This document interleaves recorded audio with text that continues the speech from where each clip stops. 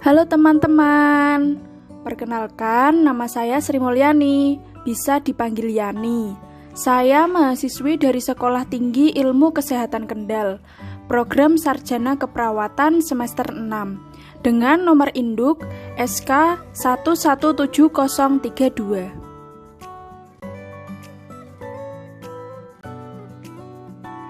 Assalamualaikum teman-teman, perkenalkan nama saya Trikus Sumawati, bisa dipanggil Trikus. Saya mahasiswi Stikes Kendal, program Sarjana Keperawatan semester 6 dengan nomor induk SK 117033.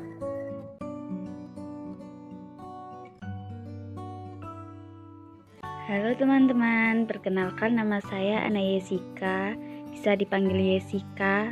Saya mahasiswi dari Sekolah Tinggi Ilmu Kesehatan Kendal, program Sarjana Keperawatan semester 6 dengan nomor induk SK 118006.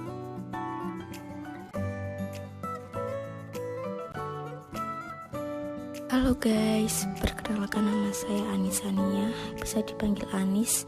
Saya mahasiswa dari Sekolah Tinggi Ilmu Kesehatan Kendal, program Sarjana Keperawatan semester 6 dengan SK 117004.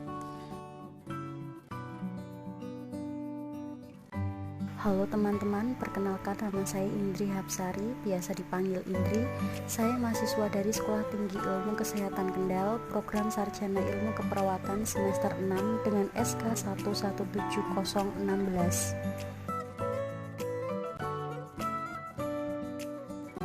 Halo teman-teman, perkenalkan nama saya Ainur Rofiah, bisa dipanggil Ainur.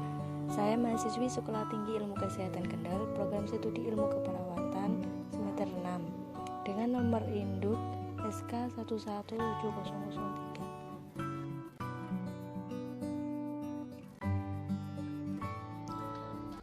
Halo teman-teman, nama saya Era Rismatika Puspita Dewi, bisa dipanggil Era. Saya mahasiswi dari Sekolah Tinggi Ilmu Kesehatan Kendal, program Sarjana Keperawatan semester 6 dengan nomor induk SK 117011.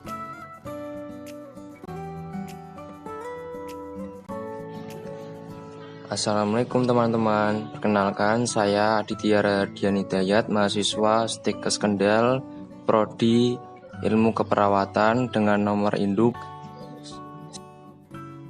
Definisi bencana adalah suatu fenomena alam yang menyebabkan kerugian baik materi dan spiritual pada pemerintah masyarakat menurut Urata 2008. Jadi, bencana merupakan peristiwa pada suatu wilayah yang mengakibatkan kerusakan ekologi,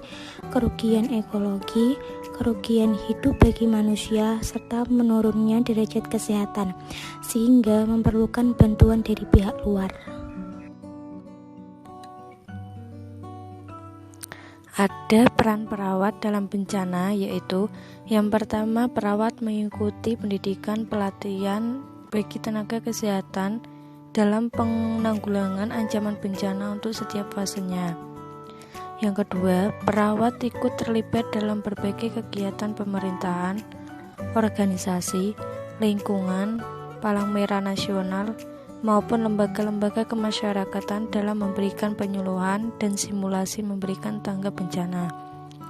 Yang ketiga, perawat terlibat dalam promosi kesehatan dalam rangka meningkatkan tanggap bencana meliputi usaha pertolongan diri sendiri, pelatihan pertolongan pertama dalam keluarga, dan menolong anggota keluarga yang lain. Selanjutnya, penanganan di bidang kesehatan atau fase prevention.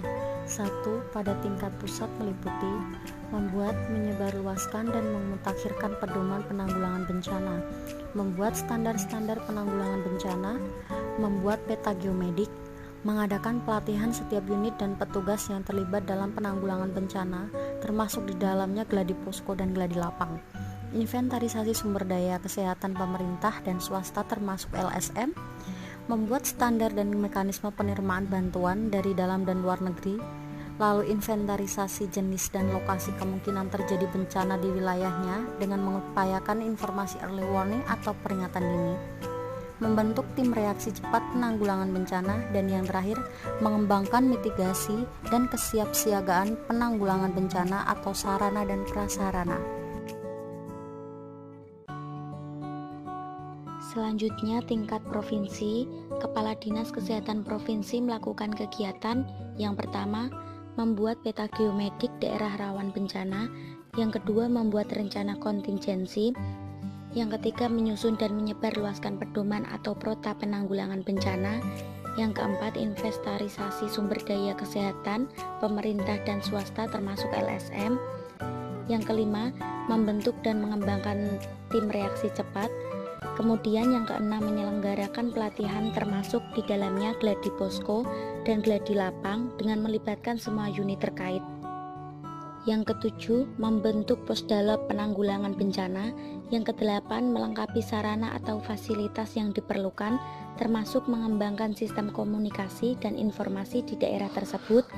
Yang kesembilan, melakukan monitoring dan evaluasi terhadap pelaksanaan penanggulangan kesiapsiagaan bencana. Dan yang ke-10, mengadakan koordinasi lintas program dan lintas sektor, meliputi sinkronisasi kegiatan penanggulangan bencana dengan pusat dan kabupaten atau kota.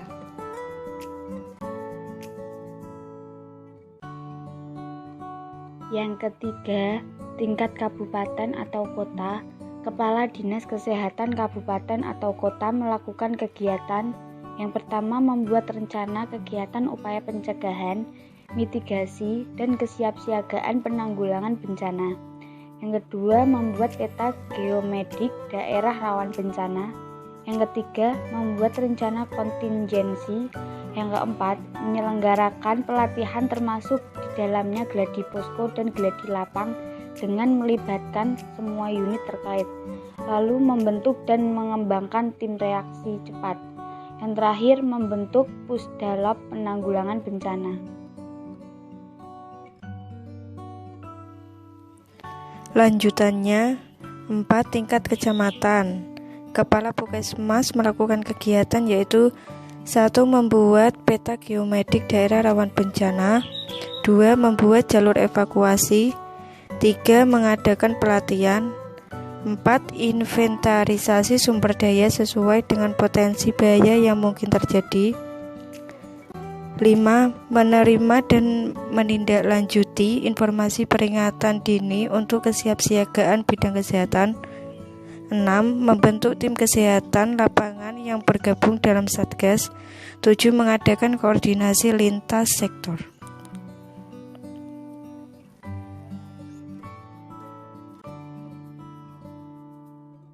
Nah, teman-teman, kita masuk pada tahap penanggulangan bencana pada fase pencegahan atau disebut prevention.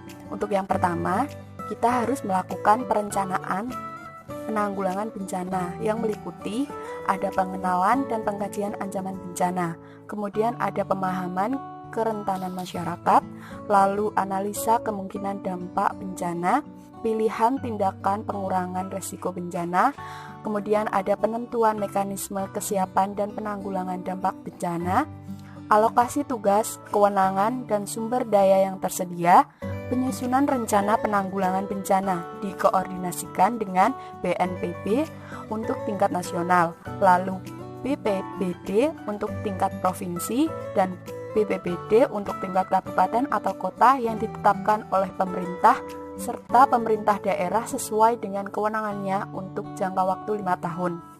Lalu ada rencana penanggulangan bencana ditinjau secara berkala setiap 2 tahun sekali atau sewaktu-waktu bila terjadi bencana. Yang terakhir, ada penyusunan rencana penanggulangan bencana dilakukan berdasarkan pedoman yang ditetapkan oleh Kepala BNPB.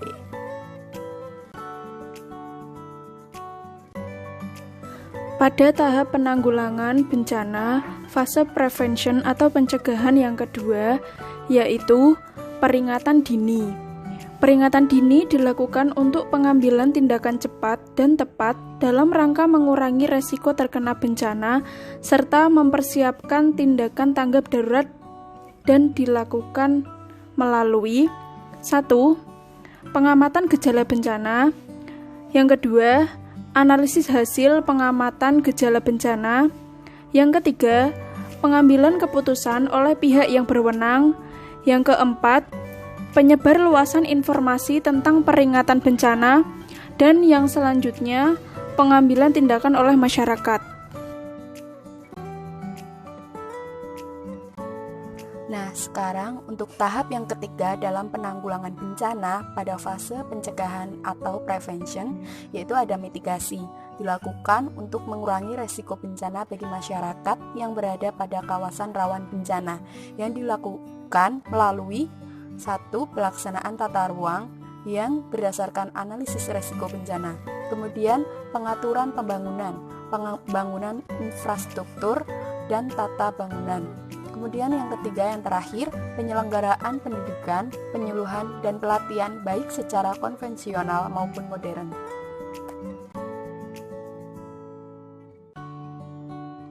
Yang selanjutnya yaitu kesiapsiagaan dalam bencana. Kesiapsiagaan dilaksanakan untuk mengantisipasi kemungkinan terjadinya bencana guna menghindari jatuhnya korban jiwa, kerugian harta benda, dan berubahnya tata kehidupan masyarakat, yang dilakukan pada tahap pencegahan atau prevention. Apabila bencana mulai teridentifikasi, maka kegiatan yang dilakukan antara lain: 1. Mengaktifkan pos-pos siaga bencana dengan segenap unsur pendukungnya. Yang kedua, pelatihan siaga ataupun simulasi bagi setiap sektor penanggulangan bencana, baik sosial, kesehatan, prasarana, dan pekerjaan umum. Lalu yang ketiga, inventarisasi sumber daya pendukung kedaruratan. Yang keempat, penyiapan dukungan dan mobilisasi sumber daya atau logistik. Yang kelima, penyiapan sistem informasi dan komunikasi yang cepat dan terpadu guna mendukung tugas kebencanaan. Lalu yang keenam, penyiapan dan pemasangan instrumen sistem peringatan dini. Lalu, selanjutnya, penyusunan rencana kontingensi. Dan yang terakhir, mobilisasi sumber daya, baik personal dan prasarana ataupun sasaran peralatan.